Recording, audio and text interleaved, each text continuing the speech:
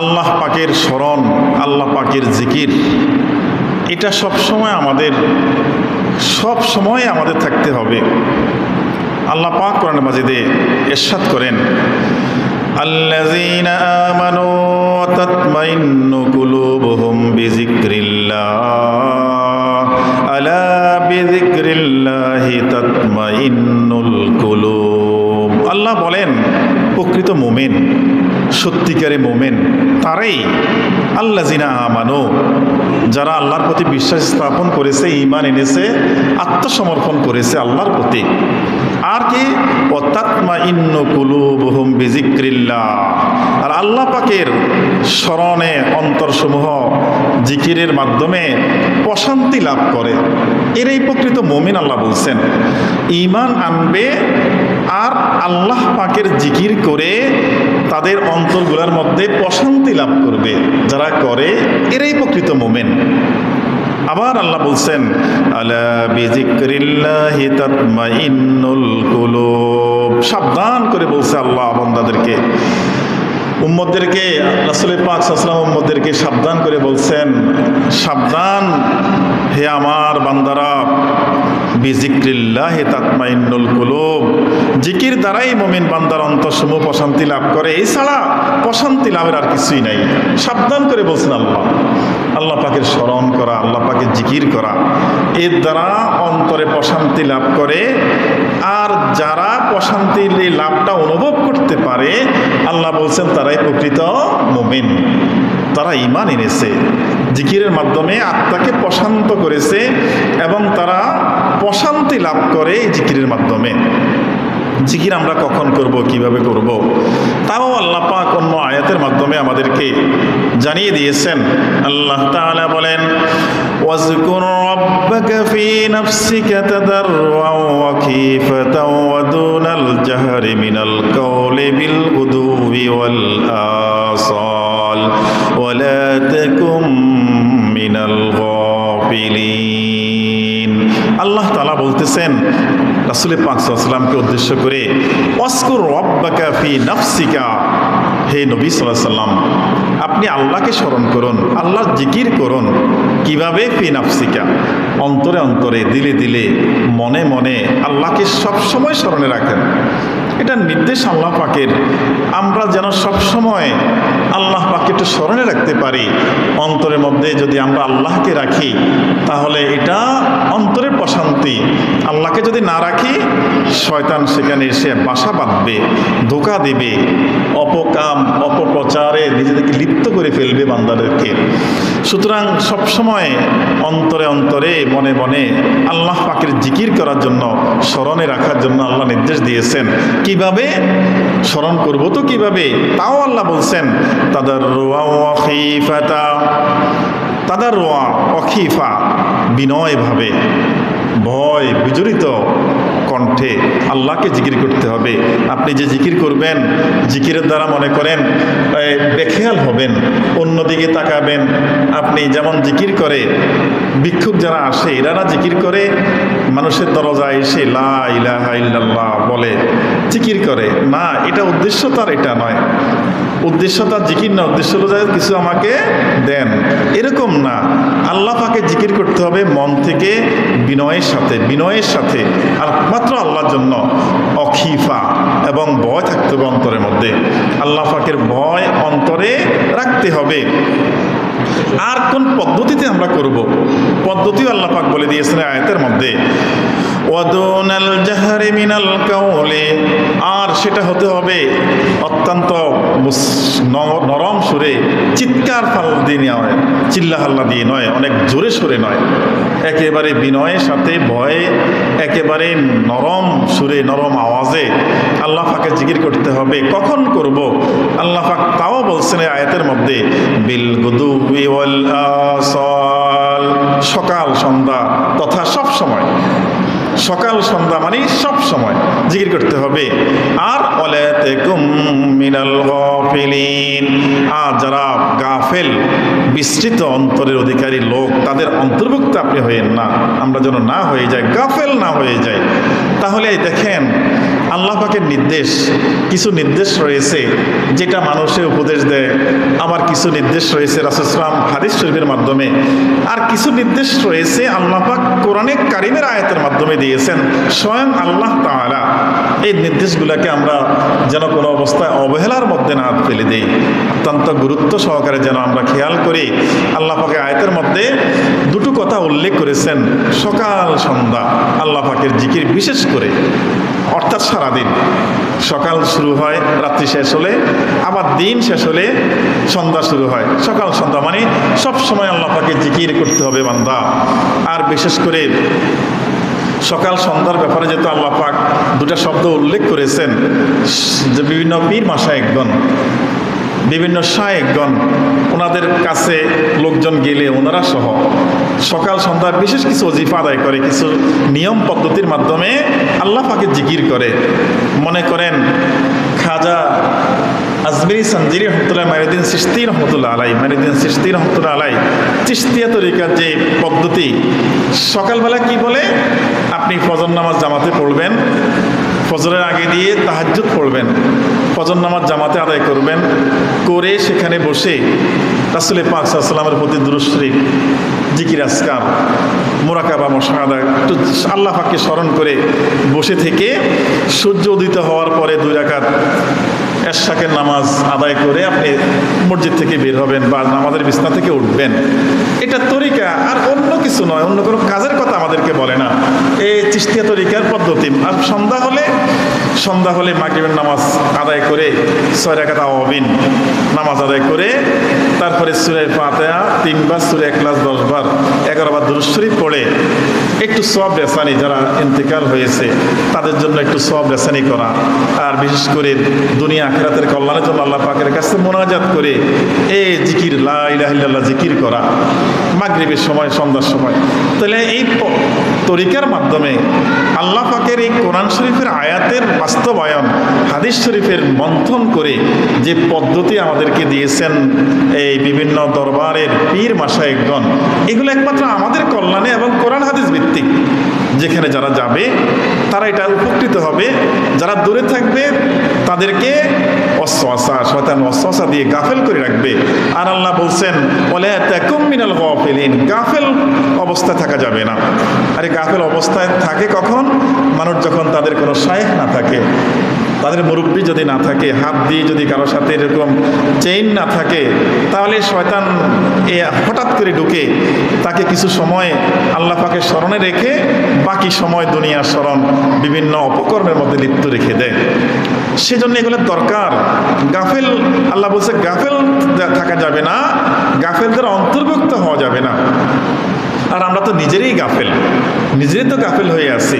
আমাদের থেকে আমাদের দিন চলে যায়, আমাদের সকাল আসে, সকাল চলে যায়।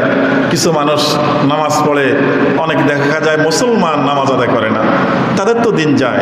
অনেকে নামাজ আদায় করে নফলের জন্য অপেক্ষা করে, জিকির আজকার করে, আবার অনেকে সেটার মধ্যেও থাকে না, অথচ মুসলমান, তারাও ঠিকমতো মুসলমান দাবি করে বসে আছে। না, আমরা পাক্কা মুসলমান।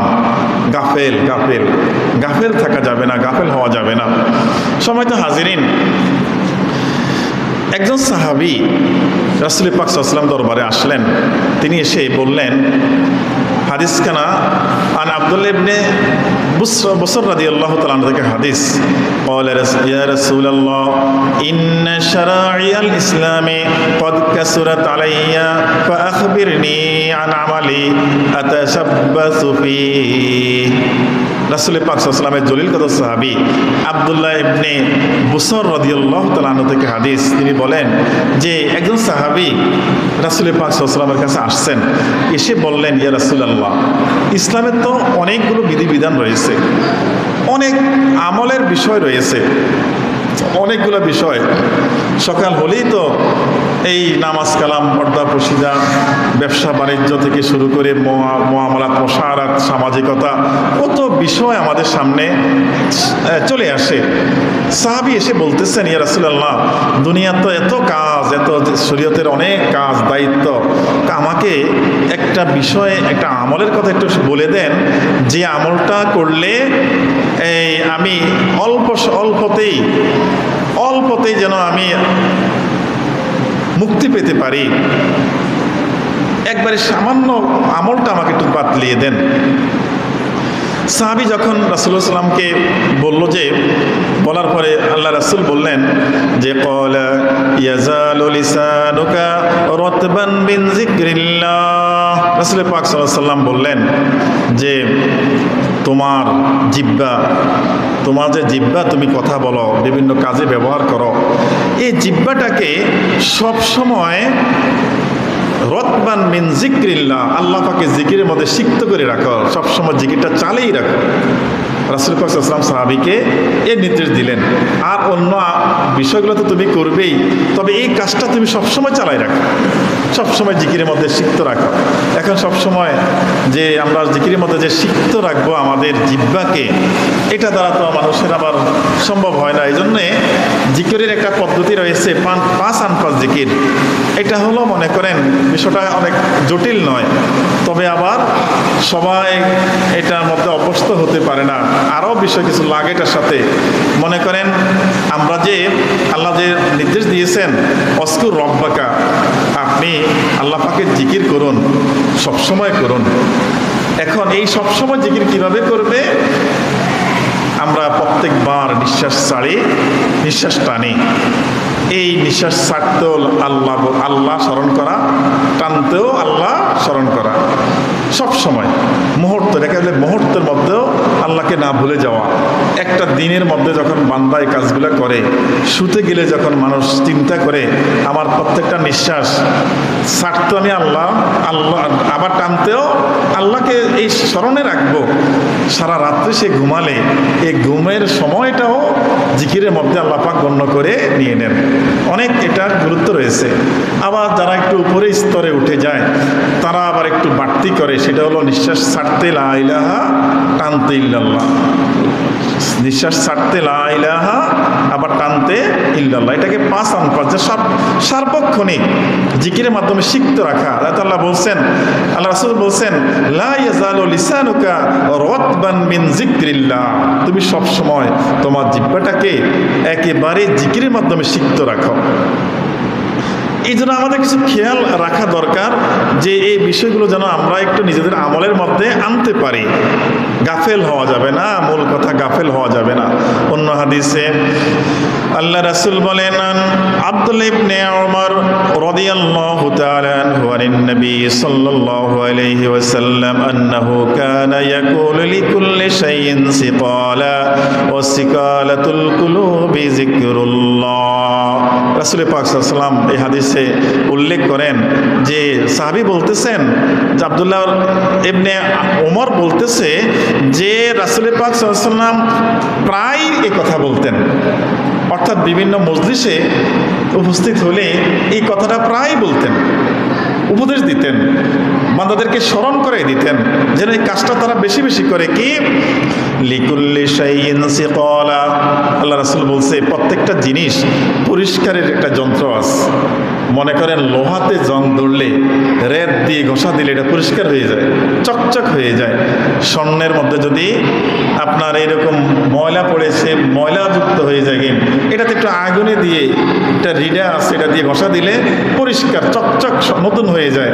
কাপড়ের মধ্যে ময়লা আবর্জনা হলে আমরা এমনি ধুলে হয় না, একটু সাবান দিলে পরিষ্কার হয়ে যায়।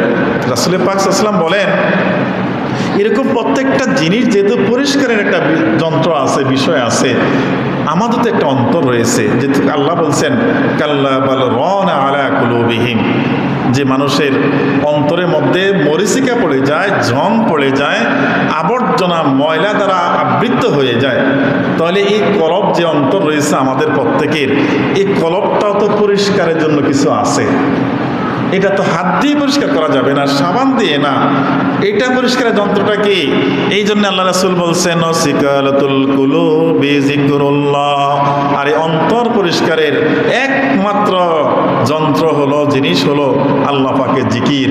জিকির যত বেশি মানুষ করে তত মানুষের অন্তরটা পরিষ্কার হয়ে যায়, পরিষ্কার হয়ে যায়। যেমন আমরা দেখেন সূরা ফাতিহার মধ্যে সবসময় তো পড়ি ইহদিনাস সিরাতাল মুস্তাকিম, আল্লাহ সিরাতাল্লাযিনা আনআমতা আলাইহিম, আমাদেরকে এমন পথ দেখান, যাদেরকে আপনি নিয়ামত দিয়েছেন তাদের পথে আমাদেরকে পরিচালনা করেন।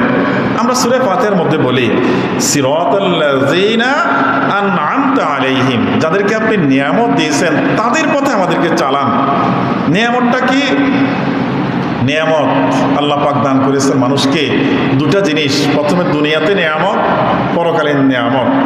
দুনিয়াতে নিয়ামতে যে আমরা আল্লাহ পাক আমাদেরকে শরীর দিয়েছেন, এটা দুই ভাগে। আবার শরীরটা আমাদের সুস্থ থাকা, হাত পা অঙ্গ প্রত্যঙ্গগুলো সুস্থ থাকলে, আমরা খাওয়া দাওয়া ঠিক মতো খাইলে আমাদের সুস্থ থাকি, এটা একটা নিয়ামত। অনেকে অসুস্থ, হাসপাতালে মাঝে মধ্যে যদি যান দেখবেন কত অসুবিধার মধ্যে মানুষ আছে।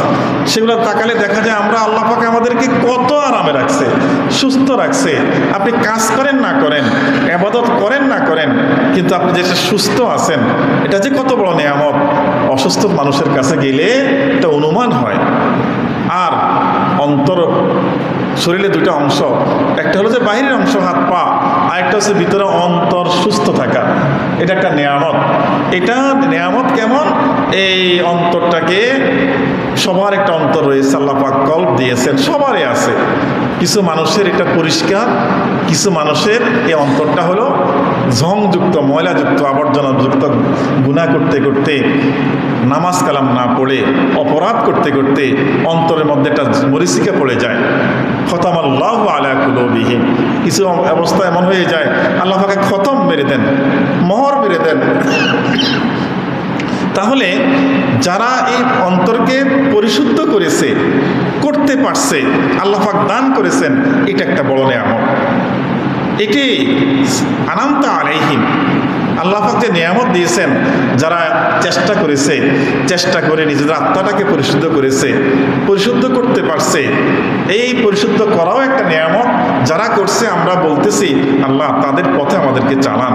কারণ এই মানুষগুলা আল্লাহ পাকের পছন্দনীয় বান্দা, এই মানুষগুলা আল্লাহ পাকের একেবারে কাছের বান্দা, এই মানুষগুলো আল্লাহ পাকের নিয়ামত প্রাপ্ত বান্দা। এই নিয়ামত, আরেকটা নিয়ামত হলো পরকালীন জীবনে আল্লাহ পাক কবর, হাসর, মিজান, ফুলসিরাত সকল কিছু ঘাটিগুলা পার করে তাকে জান্নাত নামক উত্তম একটা নিয়ামত দান করবেন। এই আন'আমতা আলাইহিম, তাদেরকে যাদেরকে দিবেন আল্লাহ তাদের পথে আমাদেরকে চালান। আমরা তো সূরা ফাতিহা অনেক পড়ি, খেয়াল তো করি না আমরা কি বলতেছি।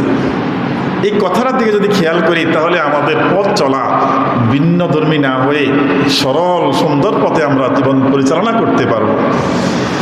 রাসূল পাক সাল্লাল্লাহু আলাইহি ওয়াসাল্লাম আমাদেরকে জিকির ফিকিরের মধ্যে থাকার আরো কিছু উপকারের কথা বলছে। দেখেন, ইবনে আব্বাস রাদিয়াল্লাহু তাআলা হাদিস, قال رسول الله صلى الله عليه وسلم الشيطان جاسم على قلب ابن آدم فإذا ذكر الله خنس وإذا غفل وسوس। বুখারী শরীফ থেকে হাদিস।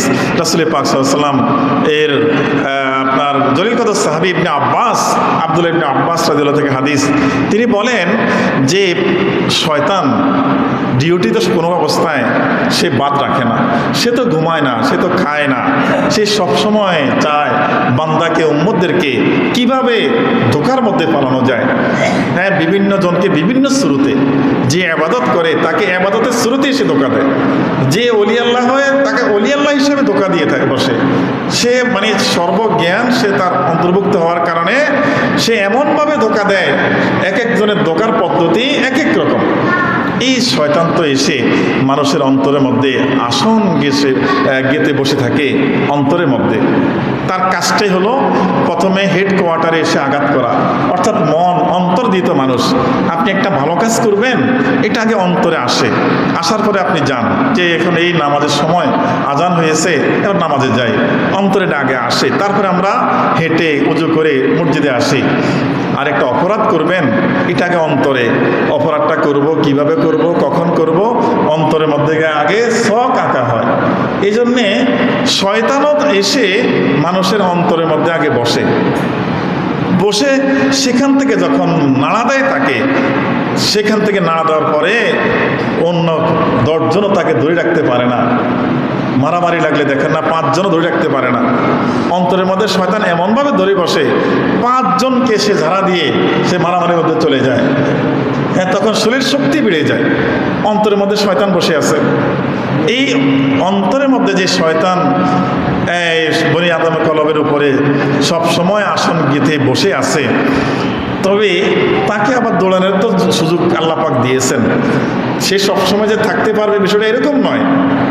আল্লাহ রাসূল বলেন, ফাইজা যাকারাল্লাহু খানাসা, যখন বান্দা আল্লাহ পাকে জিকির করতে থাকে, লা ইলাহা ইল্লাল্লাহ, ধাক্কা দেয় অন্তরের মধ্যে, একটা ধাক্কা দেয়, লা ইলাহা ইল্লাল্লাহ, অথবা আল্লাহ আল্লাহ, এই ধাক্কা দিতে থাকে অন্তরের মধ্যে। এই ধাক্কা যখন দিতে থাকে, দিতে দিতে এই আল্লাহ রাসূল বলছে, জিকির যখন করে সে সেখানে থাকতেই পারে না, সেখানে তার গায়ের মধ্যে একটা আগুন ধরে যায়, চলে যায় সেখানে। তখন অন্তরের মধ্যে আল্লাহ পাকের রহমত চলে আসে। আর যখন যখন মানুষ জিকির ছাড়া থাকে, স্মরণ ছাড়া থাকে, আল্লাহ পাককে ভুলে থাকে, তখন ওয়াসওয়াসা, আল্লাহ রাসূল বলেন, তখন এই মানুষটাকে এই শয়তান ওয়াসওয়াসা দিতে থাকে অন্তরের মধ্যে বসে বসে। সুতরাং আমরা যদি আমাদেরকে পরিশুদ্ধ করতে চাই, সুন্দরভাবে নিজেদেরকে আল্লাহ পাকের রাস্তা চালাতে চাই, জিকিরের সাথে আমাদেরকে থাকতে হবে। জিকিরে ফিকিরে আমাদের যদি অন্তরটাকে, আমাদের শরীরটাকে আমরা কাজে লাগাতে পারি, তাহলে ইনশাআল্লাহ আল্লাহ পাকের মেহেরবানিতে শয়তানের ওয়াসওয়াসা থেকে বেঁচে থাকে আমাদের জিন্দেগি কাটাতে পারবো। আর পরকালীন জীবনে একটা মুক্তির উসিলা হিসেবে আমরা আল্লাহ পাকের কাছে উপস্থাপন করতে পারবো। আল্লাহ পাক আমাদেরকে সরল সুন্দর পথে চল এবং জিকির ফিকিরের মাধ্যমে আমাদের জীবন চলার তৌফিক দান করুক। সবাই বলুন আমিন। ওয়া আখিরু দাওয়ানা আলহামদুলিল্লাহি রাব্বিল আলামিন।